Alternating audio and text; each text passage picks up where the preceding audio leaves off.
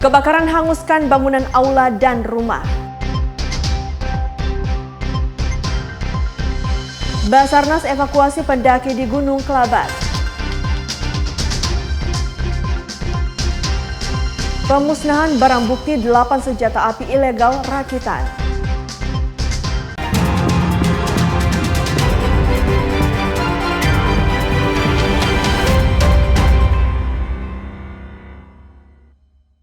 Selamat pagi saudara, apa kabar Anda pada hari ini? Jumpa lagi dalam program khusus Kompas Manado Sepekan edisi 12 Juli 2025. Selain ketiga informasi tadi, kami juga akan menyajikan rangkuman sorotan menarik dalam sepekan untuk Anda. Bersama saya Deborah Lintang dan inilah Kompas Manado Sepekan selengkapnya.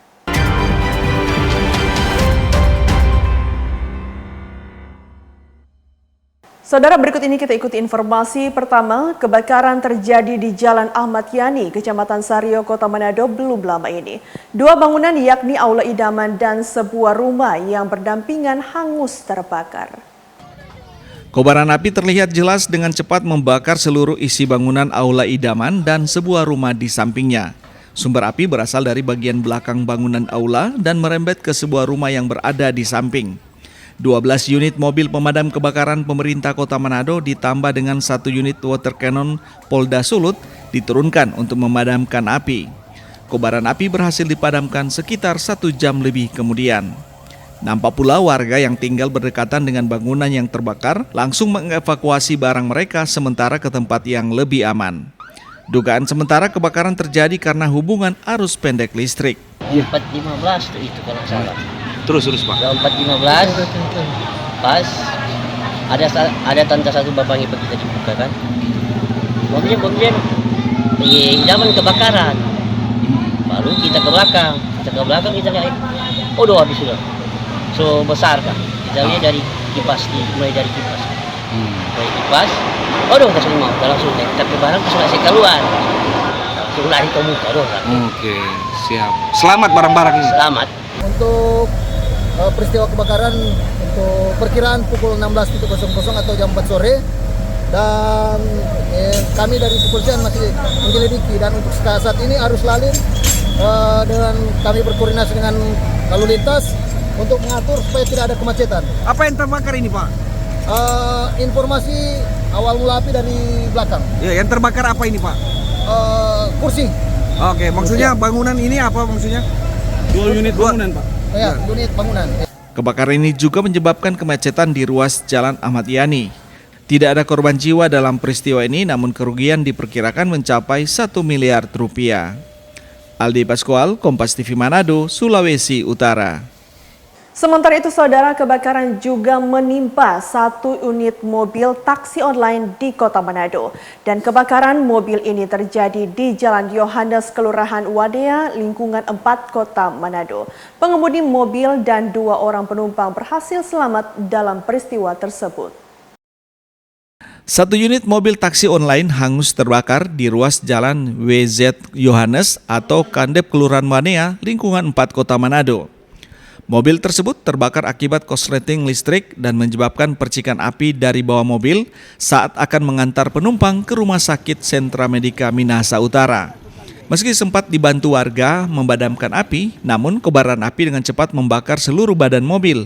Akibat angin kencang, apalagi barang bawaan dan material yang mudah terbakar. Api kemudian bisa dipadamkan setelah 1 unit mobil tim damkar Kota Manado tiba di lokasi kejadian. Pengemudi mobil beserta 2 penumpang selamat dalam peristiwa tersebut.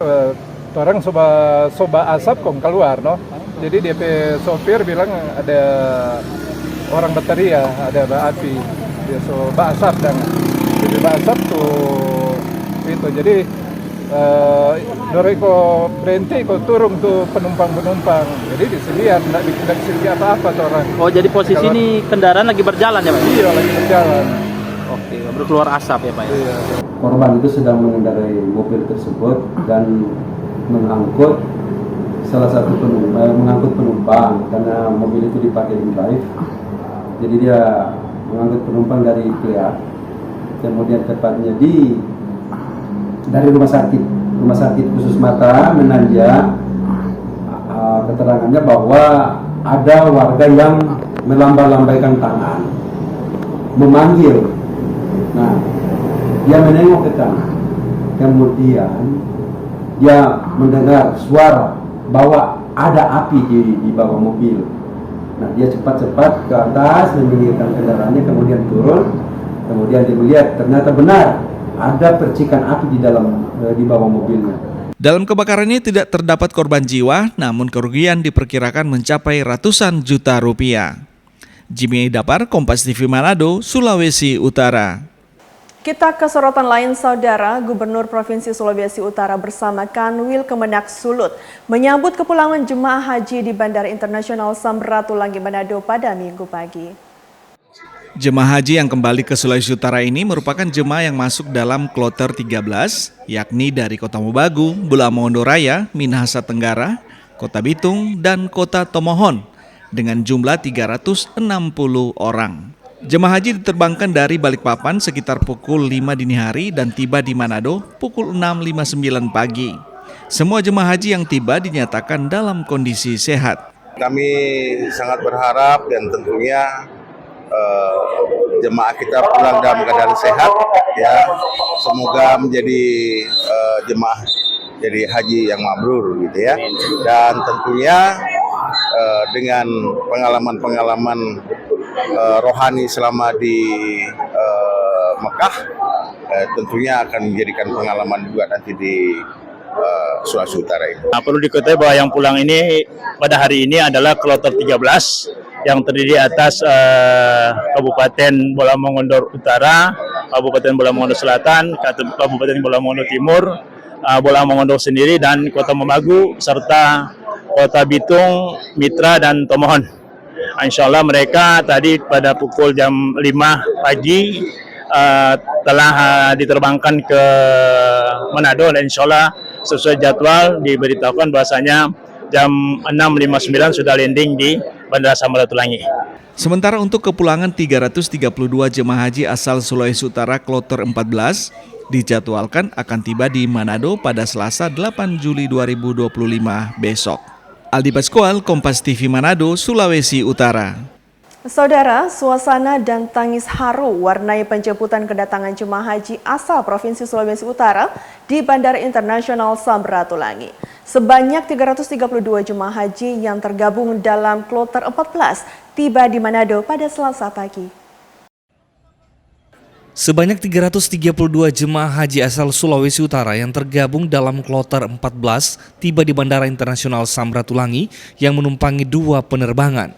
Jemaah haji asal Sulawesi Utara ini disambut pemerintah Kota Manado dan Kanwil Kemenak Sulut serta pihak Bandara Samratulangi. Sementara di luar pintu kedatangan bandara terlihat antusias para penjemput jemaah haji, yakni keluarga dan kerabat yang sudah menunggu sejak dini hari. Suasana dan tangis haru pun warnai penjemputan jemaah haji ini. Jemaah haji merasa bahagia dan bersyukur bisa kembali ke Sulawesi Utara bertemu dengan keluarga dan kerabat. Kita mengajak kita semua, kita harus mengikuti aturan-aturan yang diberikan oleh pemerintah, yaitu ada yang tentunya yang utama adalah manasik. Kalau kita melakukan manasik yang betul-betul, insya Allah kita akan kembali semula ke daerah masing-masing. Alhamdulillah sangat berharga sekali karena kita bisa kembali dengan sehat walafiat, sehingga kita bisa bertemu dengan anak-anak, keluarga, dan kita banyak terima kasih kepada pemerintah yang telah memperhatikan sangat bagus, sangat baik dalam pelayanan. Apapun saja kita syukuri, semua bagus semua, tidak ada yang tidak bagus. Untuk itu kita himbau kepada semua saudara-saudara agar bisa mengikuti jejak kita, bisa melaksanakan ibadah haji. Wajah-wajah penuh kegembiraan meskipun ini perjalanan panjang dari Tanah Suci, transit di Balikpapan dan sampai sini. Kita bersyukur ya mereka dalam keadaan sehat dan penerimaan di sini dari Kementerian Agama maupun pihak bandara sangat baik, dan keluarga juga yang menyambut ini sangat banyak. Dan kita bersyukur karena ibadah mereka tentu berjalan dengan lancar, dengan baik, sampai kembali ke rumah masing-masing sudah dijemput oleh keluarga dan untuk pemerintah Kota Manado atas Pak Wali Kota serta seluruh jajaran menyampaikan selamat datang kembali di Kota Manado. Secara keseluruhan jemaah haji yang tergabung dalam kloter 13 dan 14 telah kembali ke Sulawesi Utara dengan total 691 jemaah. Sementara 1 jemaah haji asal Kota Manado dikabarkan meninggal di Tanah Suci karena sakit. Aldi Paskual, Kompas TV Manado, Sulawesi Utara. Informasi Basarnas evakuasi pendaki di Gunung Kelabat akan kami hadirkan sesaat lagi seusai jeda pariwara berikut ini. Kami segera kembali.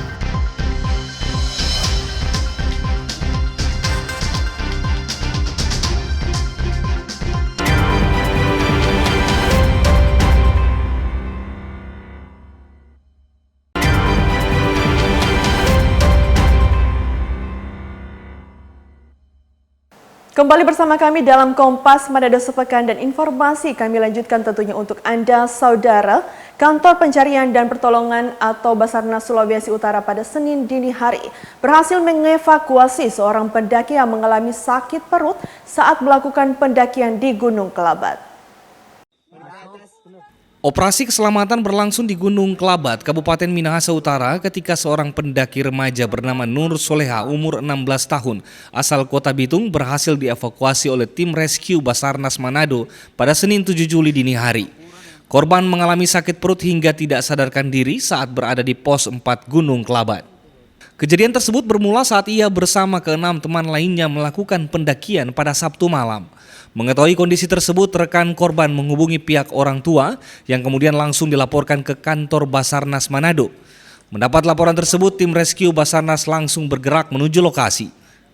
Korban berhasil dievakuasi sekitar pukul 3 dini hari.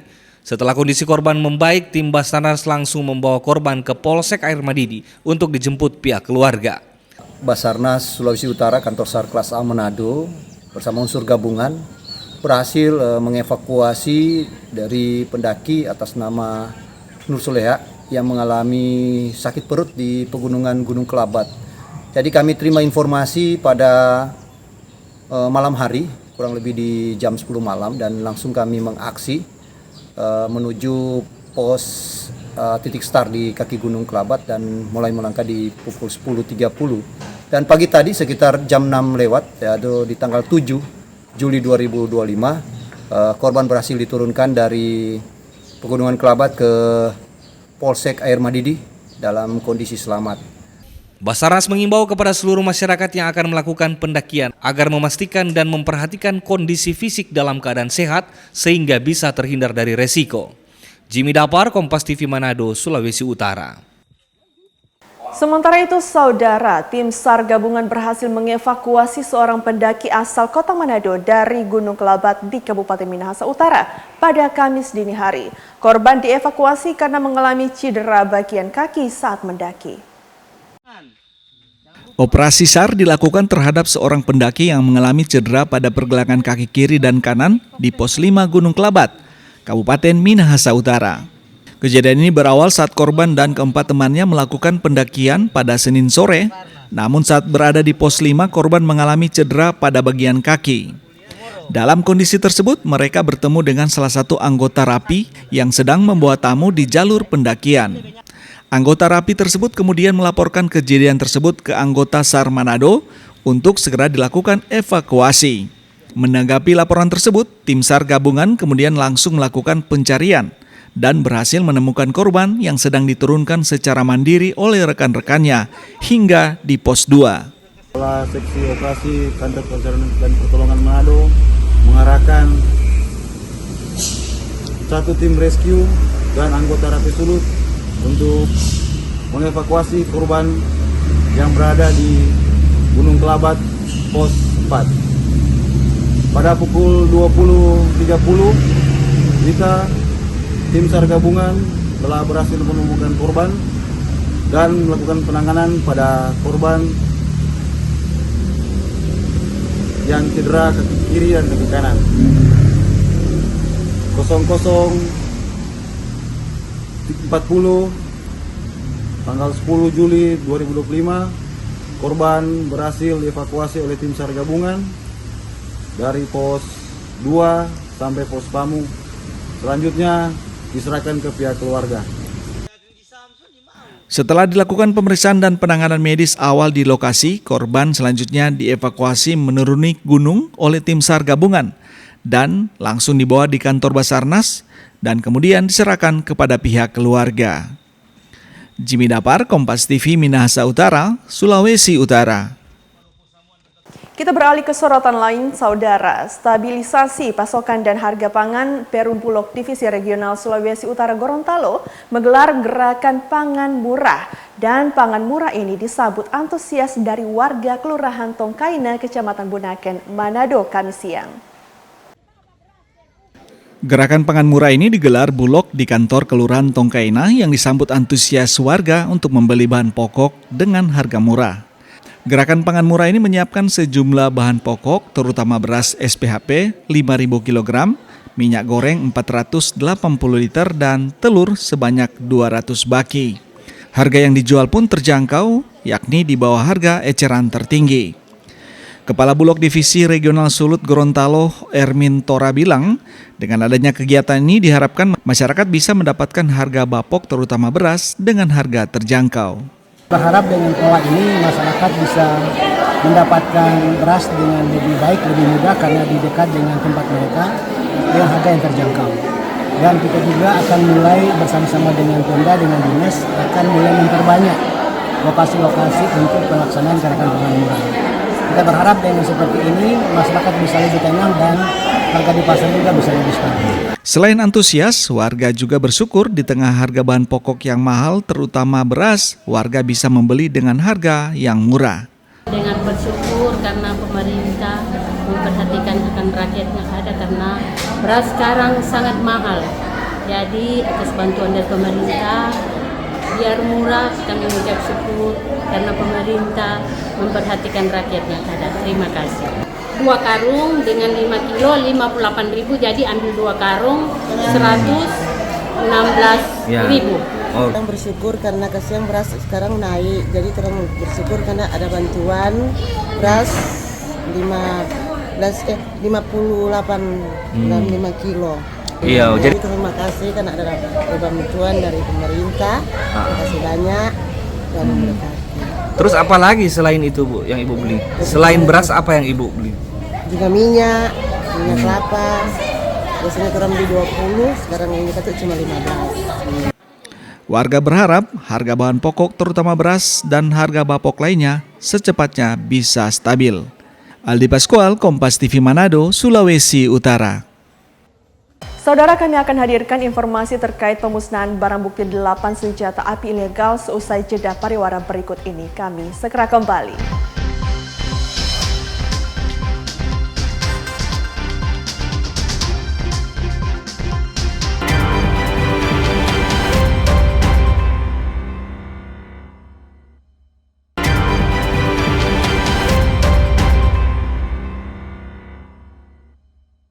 Masih bersama saya Deborah Lintang dan informasi kami lanjutkan kembali untuk Anda, Saudara. Saat Brimopolda Sulawesi Utara bersama Kejaksaan Negeri Minahasa Utara memusnahkan barang bukti 8 pucuk senjata api ilegal rakitan menyerupai jenis Uzi, 8 magazin dan 30 butir amunisi. Pemusnahan berlangsung di markas Brimob Jumat pagi. Pemusnahan 8 pucuk senjata api ilegal rakitan jenis dan magazin serta 30 butir amunisi ini dilakukan dengan cara dipotong menggunakan gergaji mesin. Sementara amunisinya dibuang melalui tembakan di lapangan tembak Makobrimob. Pemusnahan barang bukti berdasarkan surat permintaan dari Kejari Minahasa Utara kepada Brimob Polda Sulut. Pemusnahan barang bukti perkara ini telah berkekuatan hukum tetap atau INKRA. Dalam rangka untuk memusnahkan 8 pucuk senjata rakitan. Memang senjata ini prototipenya mini Uzi buatan Rusia, tetapi setelah kami selidiki bahwa inilah rakitan. Jadi setelah diinkrah dari Kejaksaan Negeri Minut, permintaan kepada Satuan Brimob untuk memusnahkan. Jadi kami laksanakan pemusnahan ini sesuai dengan prosedur tentunya. Dan pengharapan kami bahwa dengan pelaksanaan ini ada efek jera bagi pelaku kejahatan tersebut. Itu yang kami harapkan. Dan memang sudah tugas kami. Ini kita telah laksanakan pelaksanaan pemusnahan barang bukti berupa 8 pucuk senjata rakitan jenis UC. Ini adalah wujud komitmen kami, Kejaksaan tentunya bersama-sama dengan Kepolisian melalui Detasmen Brimopolda Sulut dalam rangka memutus mata rantai tindak pidana peredaran senjata ilegal. Bahwa kami tidak hanya menghukum pelaku melalui penjara melalui putusan ikrah, tapi kita juga memusnahkan barang buktinya. Dalam arti inilah adalah wujud komitmen bersama kami, bersama tentunya dengan kepolisian dalam rangka memberantas tindak pidana peredaran senjata ilegal. Proses pemusnahan barang bukti ini pun berjalan lancar. Barang bukti senjata api ilegal jenis UC merupakan kasus penyelundupan oleh terdakwa Randy Mendoba pada Maret 2024. Senjata api ilegal ini diselundupkan dari Filipina dan rencananya akan dibawa ke Papua dan berhasil diungkap Polda Sulut. Terdakwa Randy Mendoba pun diputus oleh hakim 4 tahun penjara. Aldi Pascual, Kompas TV Manado, Sulawesi Utara. Kita ke informasi lain, Saudara. Sekolah rakyat di Kota Manado, Sulawesi Utara tinggal menunggu tahap peluncuran yang dijadwalkan pada 14 Juli mendatang. Pada tahap awal, sekolah ini akan menerapkan kurikulum persiapan sebagai adaptasi bagi anak-anak agar terbiasa dengan konsep berasrama. Sekolah Rakyat Menengah Pertama 21 Kota Manado yang berlokasi di Sentra Tumauto Pal 4 Kota Manado tengah bersiap sebelum resmi beroperasi 14 Juli mendatang. Sebagai sekolah dengan konsep berasrama, nantinya sekolah ini akan menerapkan kurikulum persiapan sebagai proses pengenalan dan adaptasi bagi siswa yang akan memulai kehidupan berasrama dan terpisah dari orang tua. Kepala Sekolah Rakyat Menengah Pertama 21 Kota Manado, Fenisara Kili-Kili bilang, kurikulum persiapan ini diterapkan sebagai langkah memperkenalkan kehidupan berasrama bagi siswa baru. Sebelum masuk dan tinggal di asrama, puluhan siswa ini akan menjalani rangkaian pemeriksaan kesehatan dari Dinas Kesehatan Kota Manado. Untuk saat ini sesuai dengan arahan dari Kemensos dari pusat bahwa untuk 3 bulan pertama anak-anak itu mereka menjalani kurikulum persiapan. Di dalam kurikulum persiapan ini ada talent mapping di dalamnya dan pembiasaan itu pada akhirnya anak-anak kan awalnya kan mereka dari yang belum terbiasa berasrama untuk dibiasakan berasrama. Itu yang akan dijalankan untuk 2-3 bulan ke depan ini. Ya, untuk pembelajarannya kalau sesuai informasi dari Puspujar itu menggunakan LMS. Untuk diketahui, Sekolah Rakyat di Sentra Tumauto Kementerian Sosial ini memiliki kuota 75 siswa yang terbagi dalam 3 rombongan belajar untuk kelas 7, di mana masing-masing rombongan belajar sebanyak 25 orang. Sekolah Rakyat ini akan diperkuat dengan 11 orang tenaga pengajar. Yana Mika Singal, Kompas TV Manado, Sulawesi Utara. Golongan masyarakat yang masuk dalam keluarga penerima manfaat program Keluarga Harapan di Kota Manado mulai menerima penebalan bantuan sosial dari pemerintah untuk periode Juni hingga Juli 2025 senilai Rp400.000 per keluarga. Di Kecamatan Tuminting, Kota Manado, golongan masyarakat yang juga merupakan keluarga penerima manfaat program Keluarga Harapan mengaku sudah menerima penebalan bansos. Penebalan bansos diterima pekan pertama dan kedua bulan Juli 2025 dengan nominal Rp400.000 untuk masing-masing keluarga. Penebalan bansos dalam bentuk uang ini ditransfer langsung ke rekening penerima sehingga tidak perlu mengantri. Kapan Ibu menerima bantuan penebalan bansos bagi PKH ini? Minggu lalu. Ibu, itu mekanisme penerimaannya seperti apa? Tarik di ATM, kartu KKS. Oke, Ibu, prosesnya penarikannya sudah dilakukan? Sudah. Nah, jadi Ibu sudah melakukan pengecekan sudah. Di Briling. Oke, selanjutnya? Ibu tarik 400, sudah ada dana, Ibu tarik. Oke. Ibu nanti akan dimanfaatkan untuk apa itu dana bantuan itu? Untuk keperluan rumah tangga. Bagaimana tanggapannya dengan ada bantuan penebalan bansos ini? Bisa menambah biaya usaha, biaya keluarga, biar cuma sedikit-dikit. Oke. Ibu sudah menerima penebalan bansos dalam bentuk uang tunai? Kami konfirmasi, Bu. Ya, benar. Saya sudah menerima penebalan bansos sebesar Rp400.000. Itu cara pendistribusian uangnya melalui apa, Bu? Melalui rekening kartu KKS yang kami pegang. Ibu menerimanya kapan, Bu? Sekitar tanggal 7 atau 9 Juli barusan ini yang diterima. Nah, Ibu ketika mengetahui sudah menjadi penerima dan akan dikirim melalui rekening, kapan Ibu melakukan penarikan tunai untuk? Sudah disampaikan oleh pendamping dari Dinas Sosial, dicek sekitaran mulai dari tanggal 1 Juli sampai tanggal 30 Juli. Oke, berarti Ibu sudah melakukan penarikan uang? Ya, sudah melakukan penarikan. Ibu kamu nanti rencana Ibu akan gunakan untuk apa, Bu? Untuk keperluan ada anak sekolah dan lain-lain. Ibu, tanggapan saya, penerima bantuan ini sangat bermanfaat bagi kami yang dikatakan masyarakat yang kurang mampu lah. Sangat berterima kasih banyak kepada pemerintah.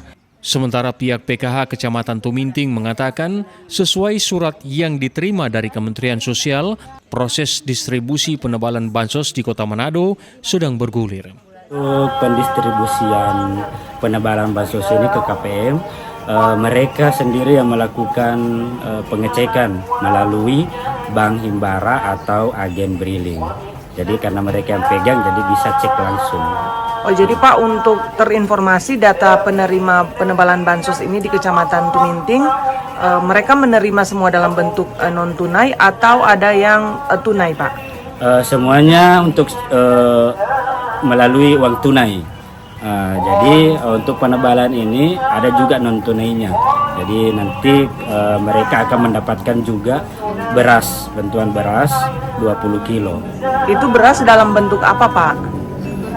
Beras langsung disalurkan ke penerima. Selain mendapatkan uang tunai senilai Rp400.000, para penerima manfaat ini juga nantinya akan mendapatkan bansos sembako berupa beras sebanyak 20 kg. Namun bansos sembako ini masih menunggu juknis untuk jadwal penyaluran. Yana Mega Singal, Kompas TV Manado, Sulawesi Utara. Dan saudara, informasi tadi sekaligus menutup jumpa kita dalam program Kompas Manado sepekan kali ini. Saya Deborah Lintang dan mewakili tim redaksi Kompas TV Manado mengucapkan terima kasih atas perhatian Anda.